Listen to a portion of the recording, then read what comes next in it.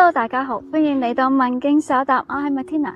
耶穌技能升級第一節，唔睇 CV， 親照打魚佬，撒種講道，公開天國迷。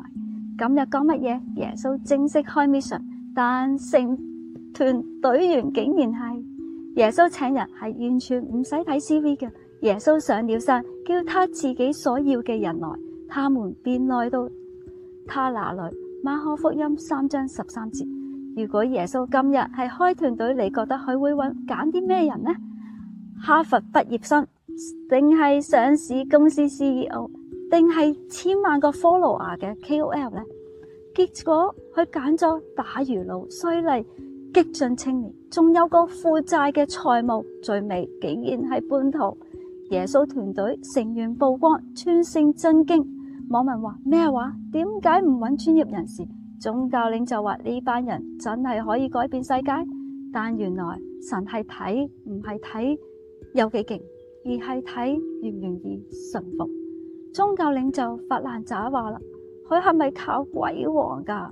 文士說他是靠着鬼王別西卜講鬼。馬可福音3章22節。耶穌四周圍醫病講鬼，群眾震驚，哇驚啊！宗教領袖即時反應就係唔係呢個人咁勁，會唔會係靠邪靈噶？震驚係有人竟然話耶穌靠黑魔法，陰謀論話係咪有秘密勢力操控呢？網民話咩玩法？明明係講鬼，點解變咗邪惡噶？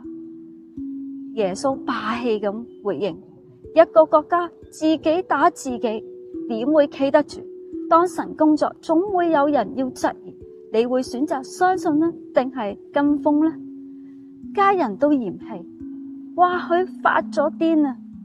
耶穌的親屬出來要拉住他，因為他們說他癲咗。馬可福音3章21節。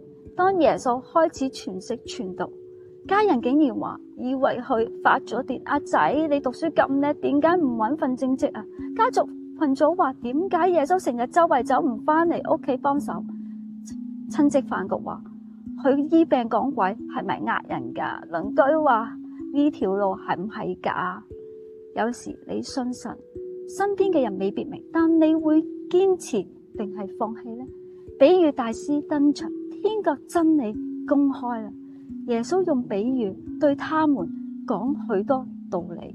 馬可福音4章2節。耶穌講道唔係悶到人瞓晒覺，而係好貼地嘅。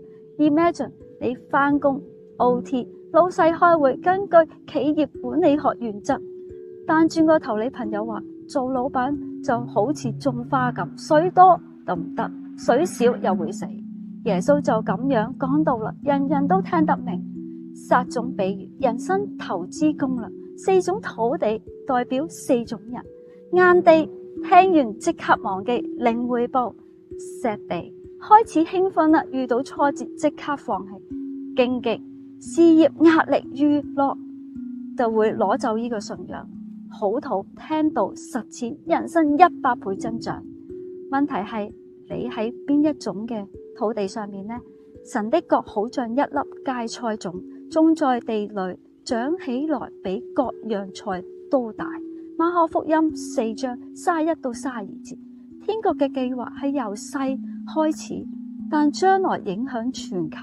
耶穌開始訓練門徒，準備讓天國嘅計劃起飛。你會點樣回應呢？如果耶穌今日叫你跟從佢，你會唔會放低自己嘅計劃呢？當你信神，但身邊嘅人質疑，你會唔會堅持定係放棄呢？你願唔願意俾神使用呢？成為天國嘅團隊之一呢？好，挑戰你翻開馬可福音3章7節至到4章34節，睇下耶穌點樣用比喻講天國嘅秘密。下一節係講風暴、污鬼、死亡，耶穌點樣連勝3場。好，記得 like、subscribe 我嘅問經稍答，下條片見，拜。